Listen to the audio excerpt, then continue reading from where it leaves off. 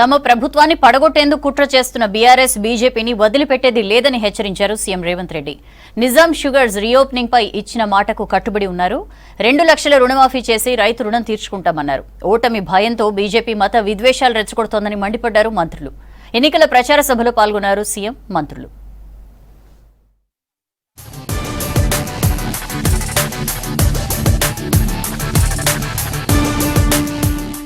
September 17 లోపు Nizam sugar ఫ్యాక్టరీని తెరిపించి ఇచ్చిన మాట నిలబెట్టుకుంటామన్నారు సీఎం రేవంత్ రెడ్డి. 100 రోజుల్లో షుగర్ ఫ్యాక్టరీ తెరిపిస్తామని మోసం చేసిన బీఆర్ఎస్ ను 5 రోజుల్లో పసుపు బోర్డు ఏర్పాటు చేస్తామని మాయమాటలు చెప్పిన బీజేపీని పార్లమెంట్ ఎన్నికల్లో ఓడించాలన్నారు. నిజామాబాద్ జనజాతర సభలో పాల్గొన్నారు రేవంత్. దేవుళ్ల పేరుతో మోదీ రాజకీయం చేస్తున్నారని విమర్శించారు సీఎం. అన్ని వర్గాల సంక్షేమం కాంగ్రెస్ లక్ష్యమన్నారు జీవన్ రెడ్డి. ఒక secular country doctor Babasaheb Ambedkar రచించిన రాజ్యాంగం 2 మతాల మధ్యలో చిచ్చు పెట్టే విధంగా మాట్లాడుతున్నాడంటే ఓటమి నరేంద్ర మోడీని వేటాడుతుంది. నరేంద్ర మోడీ భయపడి ఈ రోజు మతాల మధ్యలో చిచ్చు పెట్టాలనుకున్నాడు. దేవుడు గుడిలో ఉండాలి, భక్తి గుండెల్లో ఉండాలి. పోలింగ్ బూతుల డబ్బాలల్లో కాదు మిత్రులారా. మీరు చేసే వ్యాపారం, మీ రాజకీయ వ్యాపారం, మీ స్వార్థం ఈ దేశ ప్రజలకు అర్థమైతలేదని అనుకోకండి. వీళ్ళు పార్లమెంట్ ఎన్నికలు రాబోతున్న తరుణంలో స్వయంగా భారత ప్రధాని మోడీ గారితో ఏదైతుందో ఒక ఉత్తర్వు జారీ చేయించిండే. కేంద్ర ప్రభుత్వమే కానీ రాష్ట్ర ప్రభుత్వం కానీ ఏదైనా ఉత్తర్వు జారీ చేస్తే స్పష్టత ఉండాలి. నువ్వు పసుపోటు ఏర్పాటు చేయబోతే ఎక్కడ ఏర్పాటు చేస్తున్నావు? నిజామాబాద్ గడ్డ మీద చేస్తున్నావా, లేక నీ అలహాబాద్ చేసుకుంటున్నావా? ఎప్పట్లో ఏర్పాటు చేయబోతున్నావు? నువ్వు అక్టోబర్ 4 ఏదైతుందో ఉత్తర్వులు జారీ చేస్తే 6 మాసాలు గడుస్తుందని చెప్పంటున్నావు. బిడ్డ బెయిల్ కోసం బీఆర్ఎస్ పార్టీని మోదీకి కేసీఆర్ తాకట్టు పెట్టారన్నారు సీఎం రేవంత్ రెడ్డి. కేసీఆర్ అవినీతిపై అమిత్ షాతో ఈటల ఎందుకు విచారణ చేయించలేదని ప్రశ్నించారు. ఈటల రాజేందర్, కేసీఆర్ మధ్య ఉన్న ఒప్పందం ఏంటో ప్రజలకు చెప్పాలన్నారు.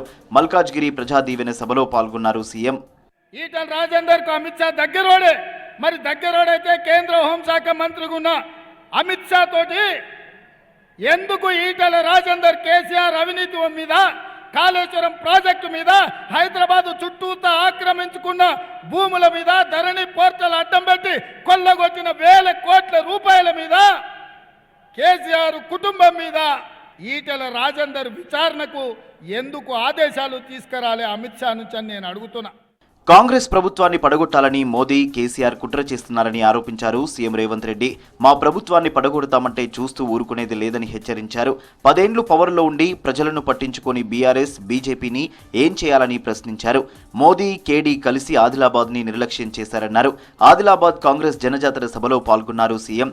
బీజేపీ దేవుళ్ల పేరు మీద ఓట్ల మార్కెటింగ్ చేస్తోందని ఫైర్ అయ్యారు మంత్రులు. ఈరోజు ఒక పక్కన బీజేపీ ఒక మతతత్వ పార్టీగా, అడ్డగోలుగా, ఇష్టారాజ్యంగా, మరి పైన ఉన్న మోడీ గారు మా మేనిఫెస్టోలో లేని అనేక అంశాలని అసత్య ప్రచారం చేస్తూ ఉన్నారు.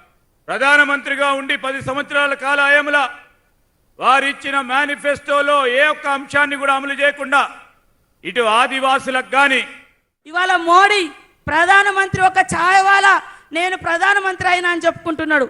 అలాంటి స్వేచ్ఛనిచ్చినటువంటి భారత రాజ్యాంగాన్ని తీసుకొచ్చింది కాంగ్రెస్. ఇవాళ ఆ రాజ్యాంగాన్ని ప్రమాదంలో పెట్టి భారతీయుల యొక్క ఆత్మ గౌరవాన్ని దెబ్బతీస్తూ ఎస్సీ, ఎస్టీ, బీసీ, మహిళా, మైనార్టీ, మనిషి అనుకున్నటువంటి ప్రతి ఒక్కరికి ఇవాళ భారత రాజ్యాంగంలో హక్కులు రాయబడ్డాయి. ప్రధాని మోదీ మత విద్వేషాలు రెచ్చగొడుతున్నారన్నారు మంత్రి పొన్నం ప్రభాకర్. మొదటి దశ పోలింగ్ అయిపోగానే మోదీకి భయం పట్టుకుందన్నారు. కరీంనగర్లో వెలిచాల రాజేందర్ నామినేషన్ ర్యాలీలో పాల్గొన్నారు మంత్రి. మోదీ పాలనలో అదానీ, అంబానీలకు తప్ప సామాన్యులకు న్యాయం జరగలేదన్నారు. నరేంద్ర మోడీ గారికి భయం పట్టుకొని ఒక 10 సంవత్సరాలు ప్రధానమంత్రి చేసిన వ్యక్తి భారతదేశానికి ఏం చెప్పిండో, ఏం చేసిండో చెప్పుకోలేని పరిస్థితుల్లో ఆయన ఈరోజు మాట్లాడుతున్న మాటలు చూస్తే ఈ దేశం సిగ్గుపడేటువంటి పరిస్థితులు ఉంది. మేము అడుగుతున్నాం, 10 సంవత్సరాల ఈ దేశంలో ఉన్న ఈ యొక్క పెద్ద భారతదేశ సంపదను ఆదాని, అంబానికి తప్ప ఎవరికైనా పేదవాడికి ఇచ్చినవా అని అడుగుతా ఉన్నాం. రాష్ట్రంలో నియంత పాలనకు ప్రజలు చరమగీతం పాడారన్నారు మంత్రి జూపల్లి కృష్ణారావు. నాగర్ కర్నూలు జిల్లా కొల్లాపూర్ మండలం సింగోటం, జవాయిపల్లి, ఎన్మన్బెట్లలో ఎన్నికల ప్రచారం చేశారు జూపల్లి. రాష్ట్రంలో 17 ఎంపీ సీట్లకు 15 సెగ్మెంట్లలో కాంగ్రెస్ విజయం సాధిస్తుందన్నారు. కాంగ్రెస్ పార్టీ ఎట్లయితే శాసనసభ ఎన్నికల్లో విజయడంకా మోగించి కాంగ్రెస్ ప్రభుత్వం ఏర్పాటు చేయడం జరిగిందో ఈ పార్లమెంట్ ఎన్నికల్లో కూడా రాష్ట్రంలో ఉన్న 17 స్థానాల్లో 15 స్థానాలు కాంగ్రెస్ పార్టీ గెలవబోతా ఉంది. బీఆర్ఎస్ పార్టీకి గుండు సున్నా, బీజేపీకి వస్తే ఒకటి రావచ్చు. ఆధ్వర్యంలో అంటే కాంగ్రెస్ పార్టీ ఆధ్వర్యంలో రాహుల్ గాంధీ గారు ప్రధానమంత్రి కాబోతా ఉన్నారు. జహీరాబాద్ పార్లమెంట్ అభ్యర్థి సురేష్ షెట్కర్ ను భారీ మెజారిటీతో గెలిపించాలని కాంగ్రెస్ నేతలు కార్యకర్తలకు పిలుపునిచ్చారు.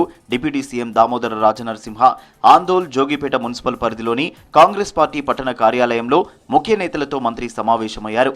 ప్రభుత్వం అమలు చేస్తున్న 6 గ్యారంటీలు ప్రజలకు వివరించాలన్నారు దామోదర.